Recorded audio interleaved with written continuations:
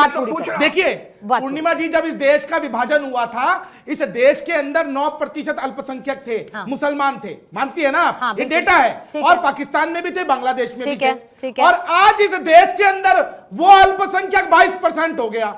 अब मुझे ये बता दीजिए, यदि डरा सहमा होता, इनके संग हिंसा हो रही होती, इनके संग दुहात हो रहा होता, तो ये यहां बैठकर, ये टीवी पे बैठ के धमका रहे होते मुझको? मुझे बताइए, मैं बहुसंख्यक हूं, ये अल्पसंख्यक है, ये मुझे धमका रहे होते क्या? नहीं। लेकिन असलियत में जिस प्रकार अल्पसंख्यकों के संग बांग्लादेश में हुआ, तो आप उनको दौड़ा के मारा गया, आप क्या कहना चाह रहे हैं? आप यहाँ पर एक सेकंड मैथिल साहब, मतलब आप नेशनल टेलीविजन पर बैठकर ये कहना चाह रहे हैं कि जो बहुसंख्यक है उसको अल्पसंख्यक को धमकाने का अधिकार है? ये इनके हिसाब से मैं पूछ रही हूँ आपसे, नहीं धमका सकता ना, तभी यही तो कहना व्यवस्था की बात करते हैं। ऐसी स्थिति होती, यदि ऐसी स्थिति होती तो ये दरे सहमे होते ना, ये यहाँ बैठकर विक्टिम कार्ड खेलते हैं। और हेमंत बिस्वा शर्मा ने क्या गलत कह दिया? मैं आपसे पूछता हूं, डेमोग्राफिकल चेंज हो रहा है, आप समझिए। जिस कुर्सी पर बैठे हैं मैथिल साहब, हेमंत बिस्वा शर्मा, आप अब मैं फिर वही बात है, पूर्णिमा जी, आसाम जो है वो सीमावर्ती राज्य है। मैं आपको एक सीधी सी बात बताती हूँ, फिर रत्ना जी के पास मैं जाऊंगी। मैं आपको एक सीधी सी बात बताती हूँ। हेमंत बिस्वा शर्मा की जो हिंदुत्व बॉय के पोस्टर वाली छवि है ना, वो उसी को कैरी फॉरवर्ड कर रहे हैं। आप सीधी सी बात ये समझिए। मैं इंटेंशन पर नहीं जा रही हूं, मैं इंटेंशन पर नहीं जा रही हूं। इंटेंशन में बार बार कह रही हूं कि लॉ एंड ऑर्डर संभालना उन्हीं की जिम्मेदारी है, लेकिन एक पर्सपेक्टिव विपक्ष डेवलप करेगा ना। उनको पता है कि उनको हिंदुओं की राजनीति करनी है, इसीलिए इस तरीके का बयान देते हैं। उनको राष्ट्र की राजनीति करनी है, उनको देश की राजनीति करनी है। ठीक है, रत्ना जी से जवाब बचेगा तभी ये भारत बचेगा। और मैं आपको बता दूं, आसाम जो है वो सीमावर्ती राज्य है, उसके साथ 6 स्टेट और जुड़ रहे हैं, साथ में चीन है, बांग्लादेश है। यदि वहां पर डेमोग्राफिकल चेंज होता रहेगा तो वो आसाम बचेगा। लेकिन फिर वो हेमंत बिस्वा शर्मा ही है जो संभालेंगे। रत्ना जी, बिल्कुल वही संभालेंगे। आपसे मैं जवाब लूंगी, लेकिन इसके साथ साथ कंडीशन अप्लाई कर रही हूं मैम, आपके साथ भी और विदिशा जी के साथ भी। आप बोलेंगी तो विदिशा जी बीच में प्लीज इंटरफेयर नहीं करेंगी, और विदिशा जी जब बोलेंगी तो रत्ना जी आप इंटरफेयर नहीं करेंगी, वरना माफी के साथ मुझे आप दोनों का ऑडियो डाउन करना होगा। मैम रत्ना जी अपनी बात को पूरा करेंगी, ठीक है, बोलिए रत्ना। नहीं, आपको तकलीफ नहीं देंगे, हम लोग अपनी बातें ही कहेंगे। हमारा और विदिशा का पुराना है, ये चलता है, हम लोग बात करते हैं। लेकिन बात ये है कि आपने जो कहा है और जो इश्यूज यहाँ डिस्कस हो रहे हैं वो अलग है, वो डिबेट के लिए। आपको रैशी साहब आपसे भी अलग से नहीं कहना पड़ेगा ना मुझे, please sir, applies to all sir, please बोलिएगा। लेकिन जमीनी हकीकत यह है कि आसाम का माहौल बहुत ही खराब है। और विशेषकर जब बांग्लादेश की जो इश्यूज हुए हैं उसके बाद तो यहाँ पर बहुत ही एक अलग माहौल है। लेकिन कहीं भी कल जो बात हुई है, और आज भी आपने प्रेस कॉन्फ्रेंस देखा होगा मुख्यमंत्री जी का, तो उसमें आपने देखा होगा कि उन्होंने कहीं कहा नहीं है कि किसी को खदेड़ने की बात है।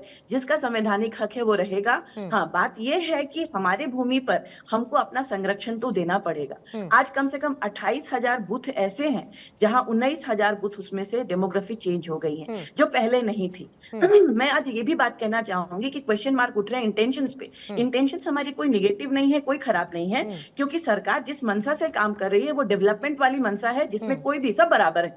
और आज जो हम कहना चाहेंगे कि जो भी हमारे जो एरिया जहाँ पर मुसलमान बहुसंख्यक हैं, एक काउंटर क्वेश्चन ले लीजिए। क्या हेमंत बिस्वा शर्मा जिस कुर्सी पर बैठे हुए हैं, जिस कुर्सी पर बैठे हुए हैं, क्या उनकी कोई दूसरी अप्रोच नहीं हो सकती जिससे विपक्ष को मौका ना मिले? मुझे एक बात कंप्लीट करने दीजिए पहले मुझे कंप्लीट करने दीजिए कि जहां पर विधायक मुसलमान हैं, एमपी और एमएलए मुसलमान हैं असम में, आज इन्फेंट मोर्टेलिटी रेट बढ़ी हुई थी, मैटरनल मोर्टेलिटी रेट बढ़ी हुई थी। कहीं पर मैंने नहीं देखा कि ये विधायक जाकर अगेंस्ट बाल विवाह कुछ कह रहे हो, पॉलीगमी कहीं कह रहे हो, मॉडर्न एजुकेशन के लिए सपोर्ट में कुछ कह रहे हो, साइंटिफिक के लिए कहीं कुछ ये लोग विधायक लोग नहीं कहते हैं। और जो सो कॉल्ड अपने आप को यहाँ अभी मंच में बैठे हैं मुसलमान बहुत बड़े लीडर्स हैं, ये लोग भी कभी अपने लोगों के बीच में जाकर उनको एजुकेशन करना कि महिलाओं को इज्जत देना। थोड़ा शॉर्ट रखेंगे, समय थोड़ा सा क्योंकि कम है।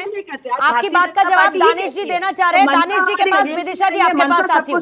ठीक है मैम, एक मिनट का मेरे पास अब बाकी 3 मेहमानों के लिए समय बचा है। दानिश साहब 1 मिनट आपको दे पाऊंगी, सर अपना काउंटर रखेंगे। ठीक है रत्ना जी, ठीक है दानिश जी जवाब रखेंगे।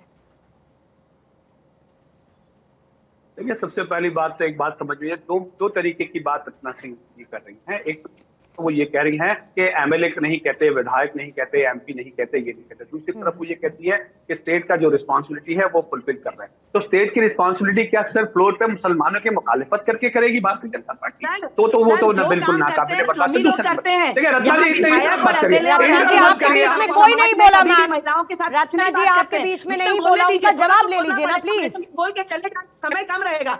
आज हमारी महिलाओं के लिए आप लोगों ने जाकर क्या काम किया है? मुसलमान महिलाओं के लिए आप लोगों ने क्या काम किया है? देखिए मैं पूछ लूं, उसका जवाब दीजिए। देखा है ये जवाब दीजिए, पूछ लूंगा तो इनसे। ठीक है रानी जी प्लीज रुकिएगा, रत्ना जी प्लीज। उसको प्रेग्नेंट नहीं, मैं पूछ लूंगा। मुझे ये बताइए, देखिए देश के प्रधानमंत्री पद पर विराजमान जो व्यक्ति हैं वो अपने डेटा फॉर्म के अंदर में वो अपने को परिचित नहीं दिखा पाते, उसका पालन छोड़ देते हैं। ये इंसाफ है महिलाओं के लिए? बताइए। आसाम में आके देखिए, आप ये इंसाफ है? फिर मैं पूछूंगा तो बुरा लग जाएगा आपको। फिर सुनिए, मैं आपको दूसरा जवाब दूं। उसके बाद जो घटना घटती है मुझे बताइए। विदिशा जी को लेकर आएंगे, विदिशा जी को लेकर आएंगे रत्ना जी, रत्ना जी कुरैशी साहब please. Vidisha ji 30 second ma'am आपके काउंटर और क्लोजिंग कमेंट के लिए। विदिशा सोच गलत है, विदिशा जी बहन के प्रति गलत नजर रखते हैं। रत्ना जी बाकियों के लिए भी समय छोड़ दीजिए मैम थोड़ा सा। आपने कहा था मुझे आप तकलीफ नहीं देंगी, आपने कहा था मुझे तकलीफ नहीं देंगी तो मत दीजिए ma'am please. Vidisha ji 30 second में अपना क्लोजिंग कमेंट रखेंगे मैम। देखिए, अगर कोई बांग्लादेशी असम में है तो उन्हें बाहर निकाले, सीधा बात है। अगर वो भारतीय मियाँ मुसलमान है तो यहाँ पे और कोई चालाकी नहीं चलेगी, कोई बर्दाश्त भी नहीं करेगी। एनआरसी का क्या हुआ, असम समझौता का क्या हुआ? आप ये मुख्यमंत्री जी सत्ता संभालने के समय जो शपथ ठीक है, कुल मिलाकर आपने कहा कि सीएम फेल है। जल्दी से मैथिल साहब एक क्लोजिंग कमेंट 20 सेकंड में बांग्लादेश कैसे आया? ये सब लोग इसलिए परेशान हैं क्योंकि वहां पर जिस प्रकार से डेमोग्राफिकल चेंज हो रहा है उसमें हेमंता बिश्व शर्मा ने एक्शन लेना शुरू कर दिया। साथ ही साथ उन्होंने कहा ना कि भैया अब मौलवी रजिस्टर्ड नहीं करेगा शादी ब्याह को, अब सरकार रजिस्टर्ड करेगी। जिस प्रकार के बदलाव वो लेके आ रहे हैं, इन बदलावों के कारण ये लोग हैतोबा मचा रहे हैं। ये डरे हुए सहमे हुए मुसलमान। लेकिन यहाँ से शुरू हुई राजनीति रुकने के फिलहाल लिहाज से नजर आ नहीं रही है। इसको लेकर लगातार बयान भी सामने आते रहेंगे।